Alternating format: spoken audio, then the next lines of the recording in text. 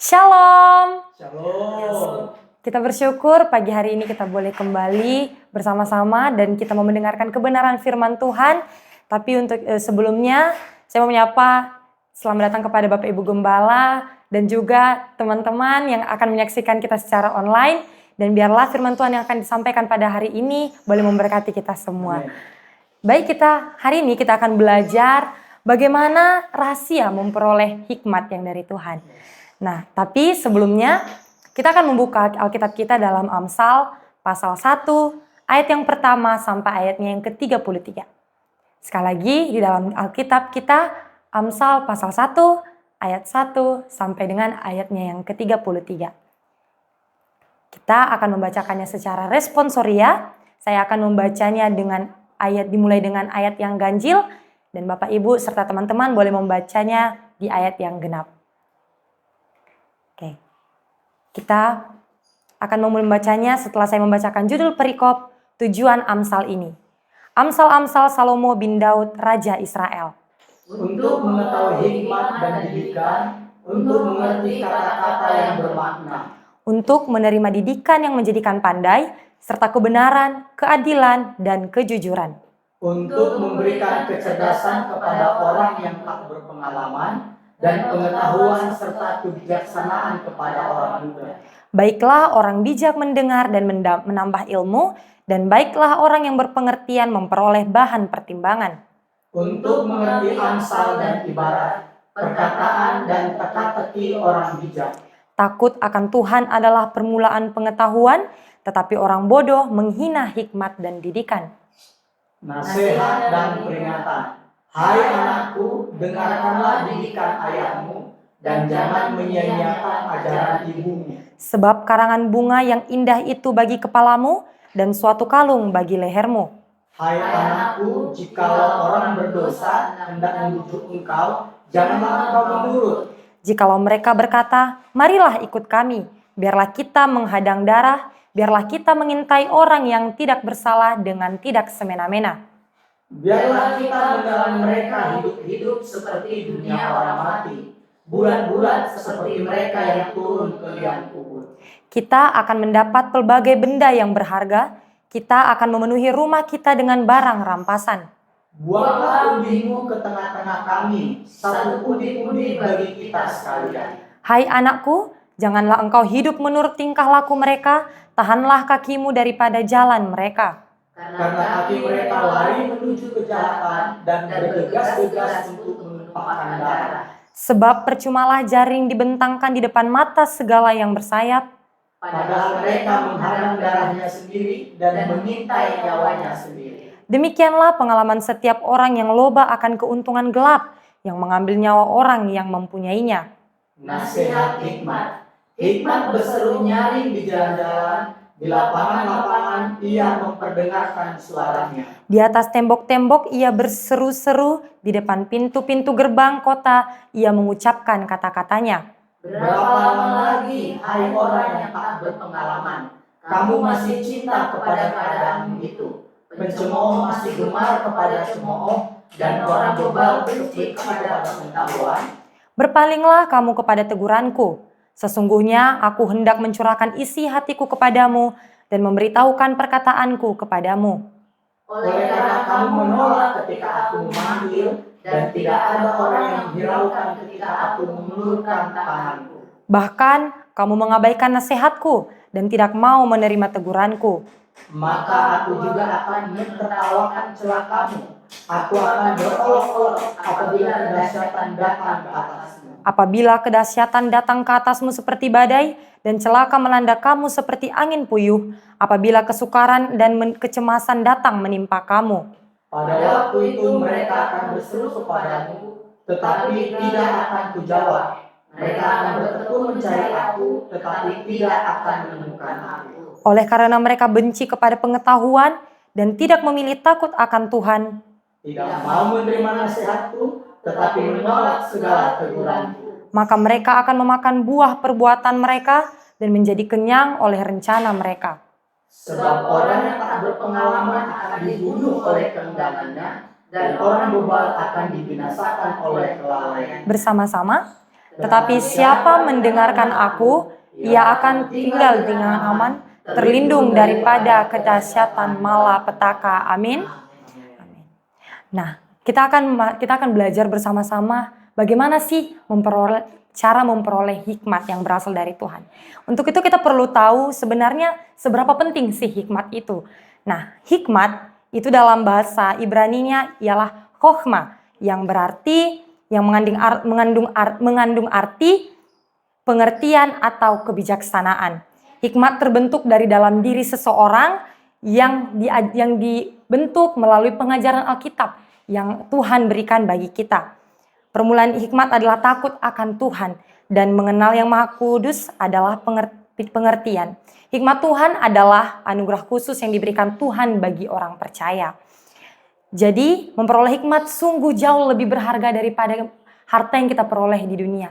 Baik itu harta, kekayaan, pekerjaan yang dengan jabatan yang tinggi. Untuk apapun yang kita peroleh di dunia, itu tidak sebanding dengan seberapa berharganya hikmat yang Tuhan berikan bagi kita. Hikmat itu tidak dapat dibeli. Hikmat itu kita peroleh dari Tuhan sendiri. Untuk itu kita akan belajar bagaimana memperoleh hikmat. Yang pertama, takut akan Tuhan.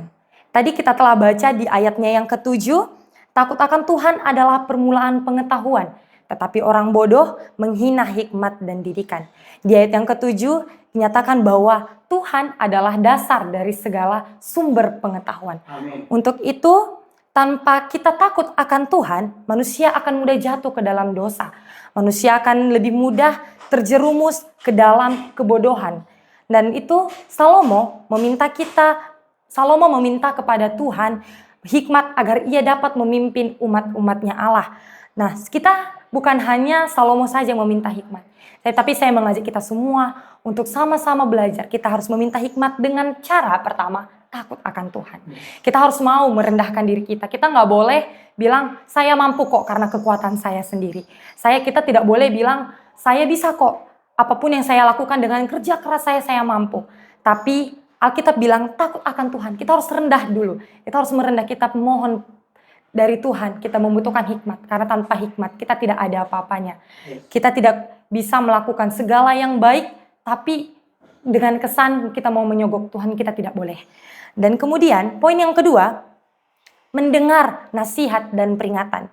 Di ayat yang ke-8 sampai yang ke-9, hai anakku, dengarkanlah didikan ayahmu, dan jangan menyanyiakan ajaran ibumu, sebab karangan bunga yang indah itu bagi kepalamu, dan suatu kalung bagi lehermu.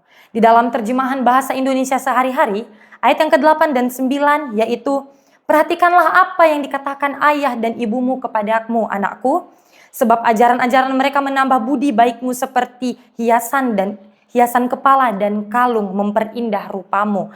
Dalam ayat ini merupakan suatu perintah yang tidak dapat kita tolak. Karena di sini nyatakan perhatikanlah. Untuk itu ada suatu anjuran untuk kita terus memperhatikan. Untuk kita mendengar kata orang tua kita, bahkan kata-kata orang yang lebih tua dari kita. Karena mereka memiliki pengalaman yang lebih dalam dan kebijaksanaan yang dapat membimbing kita ke jalan yang benar. Kemudian kita akan masuk ke dalam poin yang ketiga. Jadi bukan hanya takut akan Tuhan, mendengar nasihat dan peringatan, kita juga tidak boleh mengikuti jalan orang berdosa. Di ayat yang ke-10 dikatakan bahwa, hai anakku, jikalau orang berdosa hendak membujuk engkau, janganlah engkau menurut. Salomo menuliskan Amsal ini kepada orang-orang yang muda, bahkan kepada orang tua yang berjiwa muda. Untuk itu kita jangan mau mengikuti jalan orang-orang di dunia ini. Memang kita harus mengikuti perkembangan zaman, tapi kita tidak boleh hidup di dalamnya. Seperti saya berikan contoh ketika orang-orang sekarang ini sedang tren yang namanya LGBT. Orang-orang pada, sepertinya sangat menarik. Mengikuti perkembangan zaman, akhirnya anaknya pun dibiarkan untuk memilih. Kamu boleh memilih gender kamu. Padahal di Alkitab sendiri Allah telah menetapkan segala yang baik untuk manusia. Kemudian ayat ini memperingatkan kita untuk menolak godaan, untuk melakukan kejahatan. Karena mengikuti jalan yang salah dapat membawa kita kepada konsekuensi yang fatal. Salomo menuliskan bagian ini dengan memberikan anjuran karena pada usia yang sangat muda dalam kehidupannya sering terbujuk oleh bujukan-bujukan dosa-dosa, keinginan hawa nafsu, pergaulan bebas, dan segala macam. Dan Bapak Gembala pernah mengingatkan kita bahwa kita boleh berteman kepada siapa saja, tapi kita tidak boleh ikut bermain dengan mereka. Kita boleh berteman kepada siapa saja, orang yang tidak kita kenal sekalipun kita boleh berteman. Tapi kita harus memilih, kita harus bijak, kita harus berhikmat dalam mengikuti pergaulan mereka. Apakah mereka membawa pertemanan yang baik? Apakah tidak? Itu tergantung bagaimana respon kita. Kita perlu ingat bahwa pergaulan yang baik merusak kebiasaan yang buruk. Dan kemudian poinnya yang keempat yaitu mendengarkan hikmat. Dalam Amsalnya yang pertama ayat yang ke-20, hikmat berseru nyaring di jalan-jalan, di lapang. Kebiasaan yang buruk. Kebiasaan yang buruk merusak kebiasaan yang baik. Maaf saya ralat. Kemudian yang di ayatnya yang ke-20, hikmat berseru nyaring di jalan-jalan, di lapangan-lapangan, ia memperdengarkan suaranya. Ayat ini menggambarkan hikmat itu berseru kepada semua orang untuk didengarkan dan diikuti. Bukan hanya kita, ada hikmat nih, tapi kayaknya bukan untuk saya deh, karena saya tidak cocok untuk hal ini. Tapi hikmat ini ditujukan kepada orang yang mau mendengarkan. Untuk hikmat itu mempersiapkan kita untuk hidup kita yang jauh lebih baik. Untuk menuju hidup kita yang penuh dengan makna. Maksudnya adalah hikmat kebijaksanaan dari perorangan menjelaskan untuk mencari penduduk dan mendesakkan pengajaran kepada mereka. Ia pun memberikan peringatan dan pengajaran kepada mereka. Mereka tentu saja kita semua yang ada di tempat ini. Dan dampak dari mendengarkan hikmat ialah hidup aman dan terhindar dari malapetaka yang terdapat di ayat yang ke-33. Tetapi siapa mendengarkan aku, ia akan tinggal dengan aman, terlindung daripada kedahsyatan malapetaka. Tapi bukan hanya itu, saya juga mendapatkan 5 dampak positif ketika kita mau mendengarkan hikmat. Yang pertama, meningkatkan hubungan kita dengan Tuhan. Dengan takut akan Tuhan dan mengikuti firman-Nya, hubungan kita dan Tuhan akan semakin jauh lebih baik, kuat, dan terarah. Kemudian yang kedua, membuat keputusan yang lebih bijaksana. Kalau selama ini kita mengambil keputusan sepihak, kali ini kita harus lebih teliti. Kita harus dapat membuat keputusan dengan cara yang bijaksana dan tepat. Kemudian ketiga, menjalani hidup yang lebih bermoral. Ya, kalau seandainya kita adalah pribadi yang sulit diatur, tidak teratur, tapi dengan hikmat kita harus mampu hidup dengan keteraturan. Dan kemudian yang keempat yaitu memperoleh kebahagiaan dan kesuksesan. Hikmat yang diterapkan dalam hidup akan membawa kita kepada kebahagiaan, kesuksesan, dan kedamaian. Yang terakhir, menjadi teladan bagi orang lain. Kita perlu tahu bahwa hidup kita adalah Alkitab yang terbuka bagi semua orang. Bahwa ketika kita mampu memiliki hikmat dan mendengarkan hikmat itu akan tergambar siapa Kristus di dalam hidup kita. Kesimpulannya bagi kita ialah memberikan panduan moral dan spiritual yang berharga untuk menjalani hidup dan bijaksana dan terhormat. Inti dari pasal ini, dalam pasal 1 ini, ialah pentingnya hikmat dan didikan yang berasal dari Tuhan, takut akan Tuhan, mendengarkan nasihat orang tua, dan memiliki jalan yang benar. Dengan mengikuti nasihat yang diberikan, kita dapat mencapai kebahagiaan, kesuksesan, dan terhindar dari malapetaka. Demikian kebenaran firman Tuhan, kiranya tidak hanya kita dengarkan, tapi kita menjadi pelaku-pelaku firman Tuhan yang dapat kita lakukan bagi orang-orang di sekeliling kita, bahkan orang-orang yang belum percaya kepada Tuhan, kita boleh menjadi berkat. Amin. Untuk kebenaran firman Tuhan, kita berdoa. Terima kasih Bapa untuk kebenaran firman-Mu. Kami boleh mendengarkannya Bapa. Ajarlah kami untuk semakin mengerti. Dan kami mau Tuhan memperoleh hikmat yang berasal daripada Tuhan. Sebab kami tidak mau menjadi orang yang biasa-biasa saja. Tapi kami boleh menjadi orang-orang yang di atas rata-rata dan menjadi orang yang luar biasa. Dan mulai dari sinilah Tuhan, terpancar siapa Engkau Kristus yang hidup di dalam hidup kami. Terima kasih Tuhan, terpuji termulialah namamu Yesus. Ajarlah kami, tuntunlah kami untuk melakukan kebenaran firman-Mu. Bukan hanya mendengarkannya, tapi kami boleh menjadi pelaku-pelaku kebenaran firman Tuhan. Di dalam nama Tuhan Yesus kami berdoa dan mengucap syukur, haleluya. Amin. Amin.